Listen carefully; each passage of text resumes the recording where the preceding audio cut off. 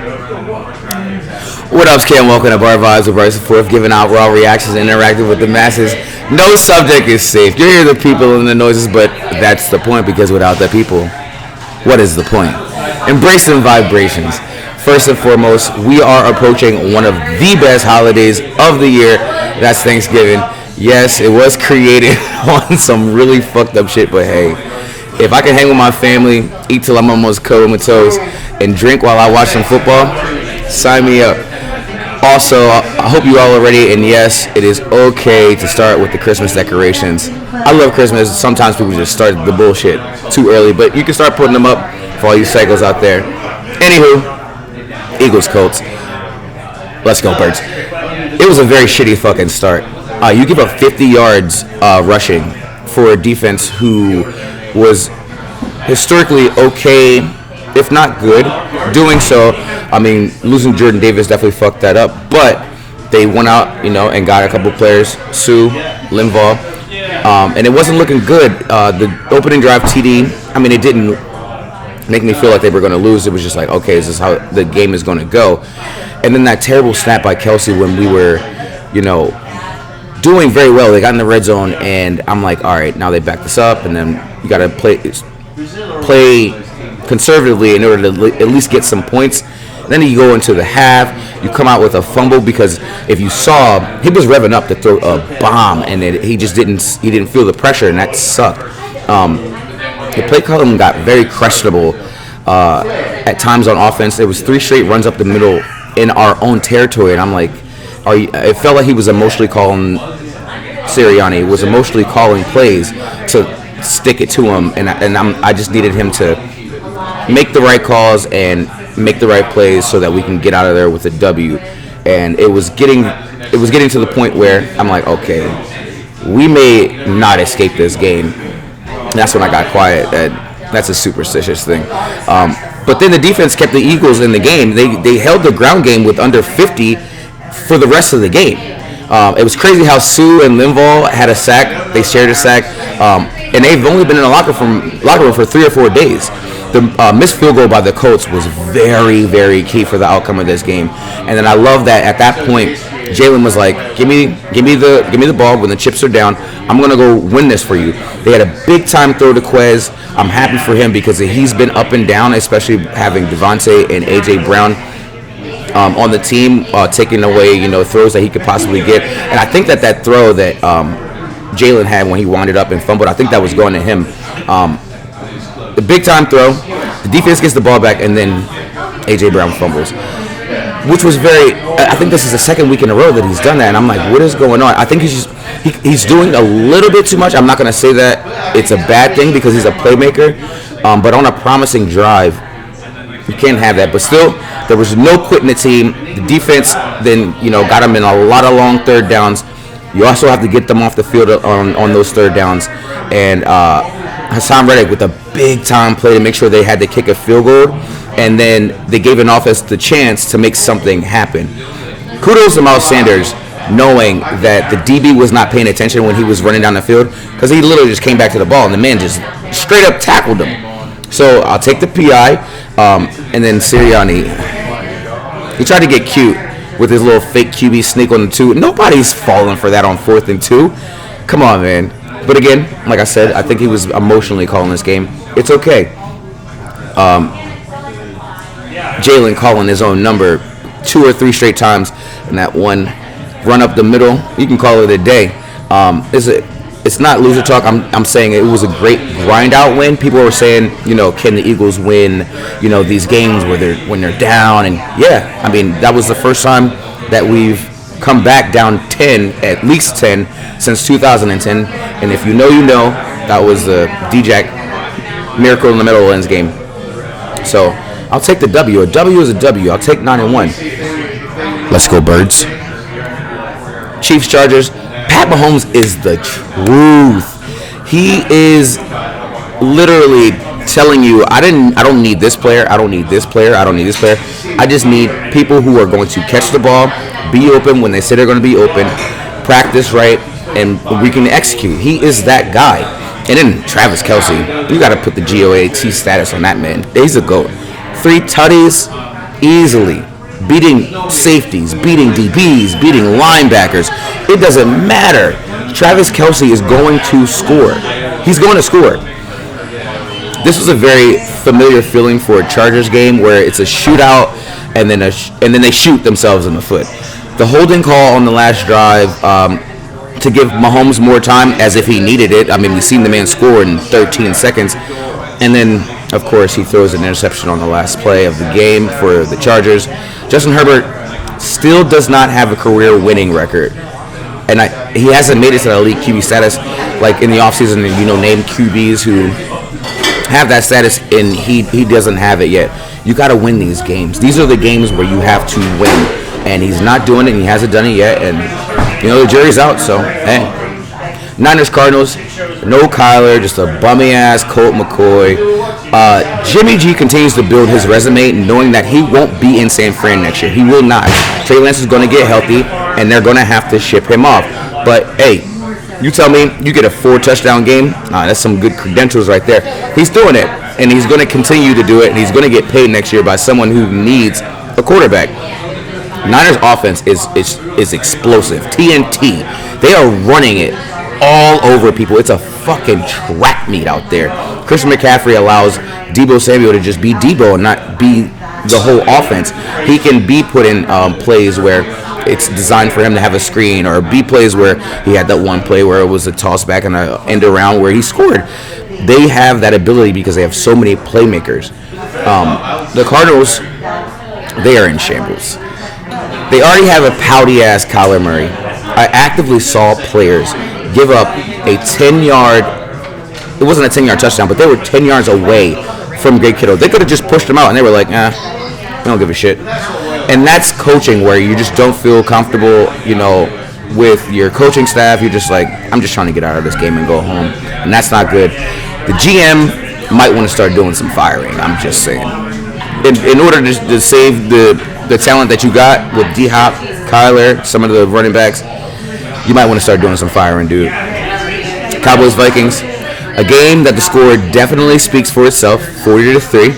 After the first drive, the Vikings couldn't get a whiff of the Cowboys' side of the field. Just couldn't even smell it. Kirk Cousins was in trouble all day. He would get on his back foot, and there would be a person right in his face, which is obviously the O-line. Do something about this. He was pressured all day. He got sacked 7 times. I'm pretty sure they had double-digit QB hits. Micah Parsons continues to wreak havoc on QBs. It's a very hard to game plan against a person who, when he's on the line standing up, he's going to run right by you. That's LT stuff, Lawrence Taylor stuff. And it's weird to see how much they ran Pollard, knowing that he's not that bulk guy. I think they're forcing it. I mean, as an Eagles fan, I hope they continue to do that because they're going to run him into the ground. But as a football fan, knowing that if they do that, it's going to be really bad. He already had a game where he told the coach, it was the Bears game, where he told the coach that he was done, like he was gassed. He couldn't do it anymore. That's just not his thing. He's the guy you put in every now and again, and he gives you that spark. The Vikings better figure out how to protect Kirk Cousins, or this is going to be a very, very wasted season. And this is the kind of game where teams figure out the formula to beat you, and they continue to do it. And if you can't fix it, just like how the Eagles went and got 2 big dudes to stop the run, if they don't learn how to fix this, it's going to be bad. It's just going to be bad. So, 40-3. That's crazy. Steelers-Bengals. This is actually a very entertaining game, especially in the first half. Burrow and Kenny 2 Gloves Pickett. They were going back and forth the entire half. I'm seeing growth from Kenny as he starts his career. He's standing strong in the pocket. He's making the right reads. I think pre-snap he knows who's going to be open, which is awesome for a rookie quarterback. And he's not afraid to throw deep. Lucky to start his career with another young rookie who was a gamer in George Pickens, who had a monster day.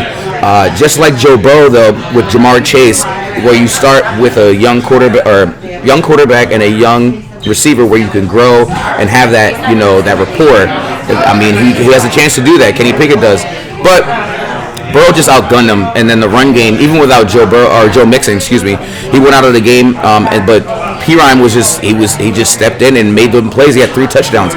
I thought TJ Watt would have gotten them a win. They'd play significantly better with him in the game. But it's it is what it is. Joe Burrow is just that guy. they were at the same point record-wise last year when they went to the Super Bowl. So when people were like, "Oh, I'm not sure about the Bengals," listen, they did this last year. It could be done. Mike Tomlin never had a losing season, so I hope he got something up his sleeve. Otherwise, he's going to get his first one this year. Hate to see it. Bills Browns. I was confused when I saw that the Browns were up immediately 7-0. The Bills came out very flat, and I can understand that because they had to travel with the 6 feet of snow thing in Buffalo. But it was really 6 feet. I had people be like, "Is it actually 6 feet?" No, it was 6 feet. If you see the pictures, the snow was up to almost the top of the crossbar. I don't know who pissed Amari Cooper off, but he was catching everything under the sun. Everything. Toe taps, mosses, one-handed catches. And then the Bills, Stephon Diggs didn't have a catch until the final seconds of the second quarter, which is weird because you want to get your playmakers in the game. But I can understand you don't want to force feed a receiver. Gabe Davis was like dropping the ball. They were flat, very flat in the beginning of the game. And then they came out of the tunnel at halftime with way more energy, and the Browns are just going to be Browning. The Bills had huge stops on fourth downs, and the Bills absolutely were shutting down one of the best running backs in the league in Nick Chubb, and that was really most of the keys. The Bills are in the running for one of the best two duos, Stephon Diggs and Gabe Davis. Like when they're on and when they're catching balls, it's very difficult to say they're not top 5 dead or alive in the game right now. The Browns tried to make it very interesting at the end with a late touchdown, and they almost got the onside kick. It bounced over the dude's head.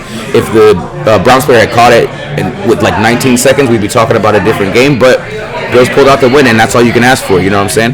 Bears-Falcons. Another very close loss from the Bears, but also another game of growth for Justin Fields. So good for him. They did run a lot, but he did have a lot of nice throws from the pocket. That one long one that he had, though, that man was 20 yards wide open. The DB fell down, and he just overthrew him. And those are the plays that you need to have.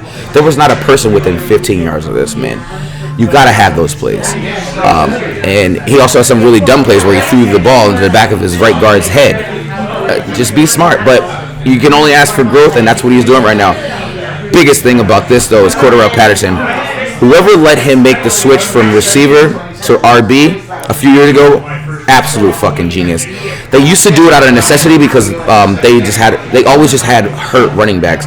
But now he's one of the best running backs in the league. He had that one play where he cut back and he fumbled, but then I think he probably went up to the coaching staff and was like, "Hey, can I return this? I just need to get the ball in my hands." And he returned it for his 9th career returning touchdown, a record. Now, he is not the best returner of the football ever. That's D. Hess. Shout out to you. But he's the best kick returner of all time. And that's just the stats. I mean, 9 all time. I need announcers to stop fucking jinxing kickers. They were talking about this guy, and he was like, "Yeah, he's 15-15. He kicked it, and he made it." And then he had another one, which would have made the game closer, and he missed it. I'm like, listen, we don't need to hear about his record. Every time you say it, he kicks it, and that's what makes me think that the broadcast is like maybe 5 or 6 seconds ahead, because then they can say these things, and now it looks like they're fucking geniuses. But that's just my theory. Justin Fields had a back-breaking fucking interception. He went into the pocket, but he jumped through it. Like it was, he jumped in the air and he threw the ball. That was weird. Atlanta is still in the playoff hunt. Their QB situation is weird because their coach said that they're going to keep Mariota in and not put in their backup that they drafted until they're out of the playoff contention, which means like either you believe in him or you don't. Like, is he? I don't know. It just seemed like loser talk, but. Atlanta won, still in the hunt. It is what it is. Patriots Jets. In a nutshell, both QBs aren't good. One is just more trash than the other one. The highlights were like 6 minutes long.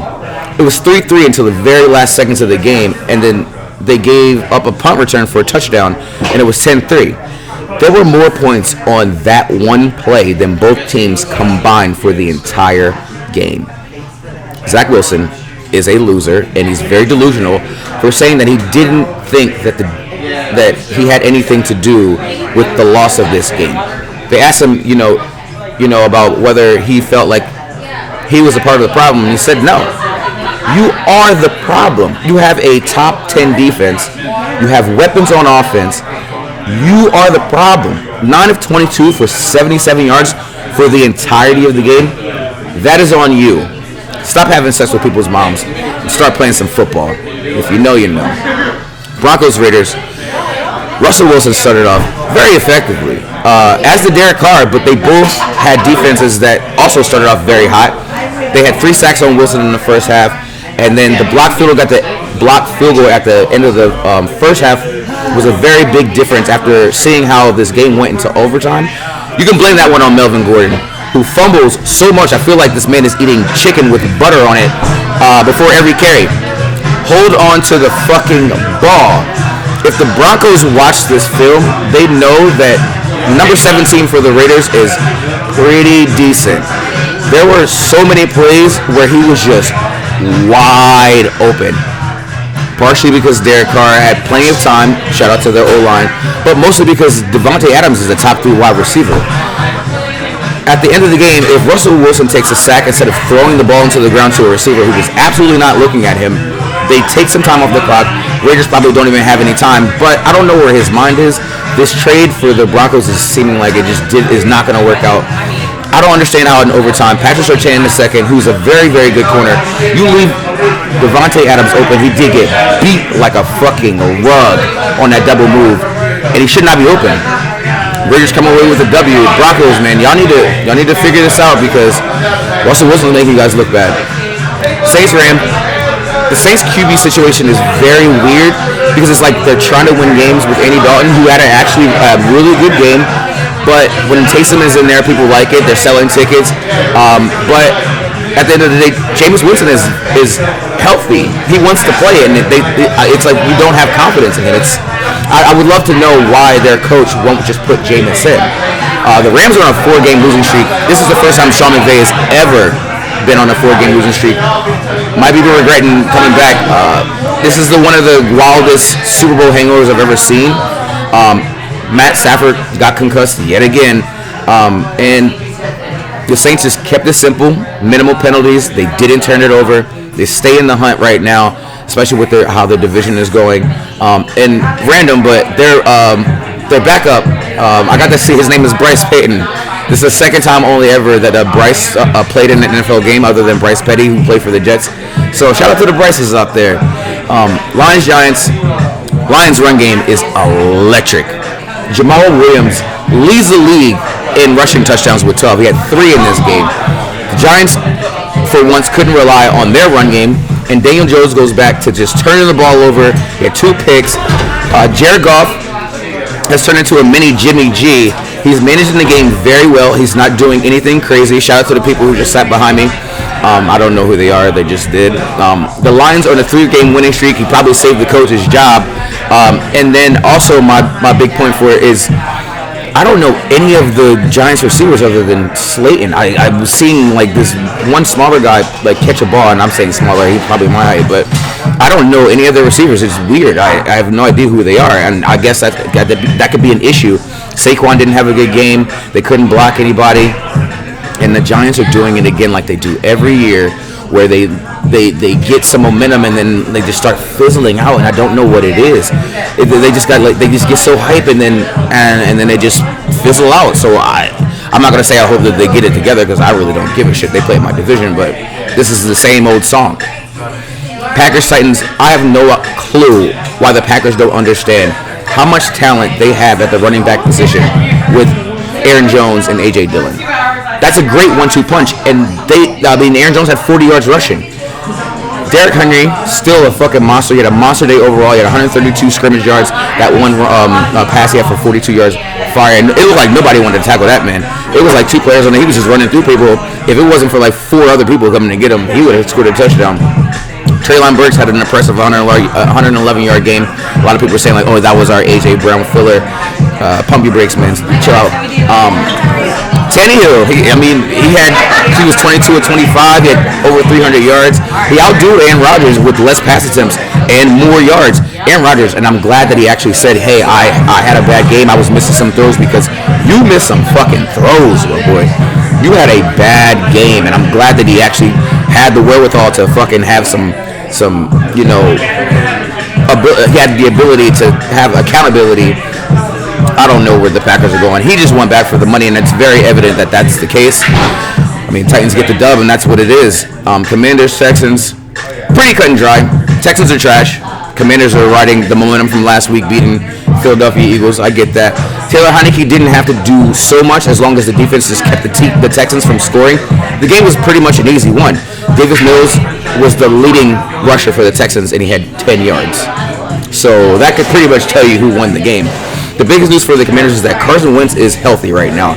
And Ron Rivera still said Taylor Heineke is our starter, which means he's riding the hot hand, which is what you do when you have a quarterback winning you games that nobody would expect you to win, just like last week. It's wild that the NFC East could have 3 playoff teams, which is very possible depending on how the rest of the NFC goes, but it's true. And that's your NFL slate. In other news, Ben Simmons plays tonight for the first time in Philly since his infamous bitch-ass move. I don't give a shit. I mean, he can come. He knows he's going to get booed, so it is what it is. I mean, we were without our 3 best players, so he's just going to try to come in. I don't expect him to do anything crazy, but first time back, we'll see what it is. I'm definitely going to watch it. The World Cup is back. USA played Wales to kick off the tournament. A lot of bullshit-ass yellow cards. That fucking Qatar referee was, I don't know if he had it out for USA or what it was, but it was ass. It was ass. If you go back and watch it, if you know soccer, if you know football, it looked like he had it out for us, and it's okay. Tim Weah with that nasty-ass goal. I loved it, and of course they fuck it up with giving him a penalty. Now, I'm not saying the penalty wasn't warranted, because it was. I'm being subjective. It was, but of course it happens in the 82nd minute where we just don't win the game. I'll take the point, but we should have won that game. That's why you need 2 goals when you go up top. But we got England on Friday. I'll be there. Mark, if you're listening to this, we're on your heels. My random thought of the day is very simple. If you're a young player in the league and you haven't proven yourself, don't wear a fucking black visor. Yeah, it looks cool. You haven't earned that, right? Come on, man. I saw they named the player and they said his name and I was like, who the fuck is that? And I saw him on the screen. I was like, this man got a black visor? Nah, black visors are for playmakers and men who have already proven themselves in the league. Take that fucking visor off. Last but not least, I had a random joke. It was a chick talking about how she cheated on her boyfriend, and she was like, "Yeah, I cheated on him with one of his really good friends, and I'm not sure what to do." And he was like, "Why?" He's like, "Oh yeah, we just moved in together." He was like, "What?" She was like, "Yeah, we just moved in together." He was like, "How long you guys been together?" And she said, 3 years. He's like, "Oh, okay, 21 years." She goes, "No, I said 3." He was like, "Oh no, I said 21 because I counted it in dog years because you're a bitch." That is fucking clever. Kudos to that fucking guy. Big ups to the first state. Stay focused and be great. Take a sip. Much love from the kid. Enjoy your day. Enjoy life. Stay chill and make sure you get them bellies full on Turkey Day this week. Get your to-go plates, and I might have a surprise show for you guys after Thanksgiving football. BWBIV.com. Type it in. Let's get it done. Happy Thanksgiving.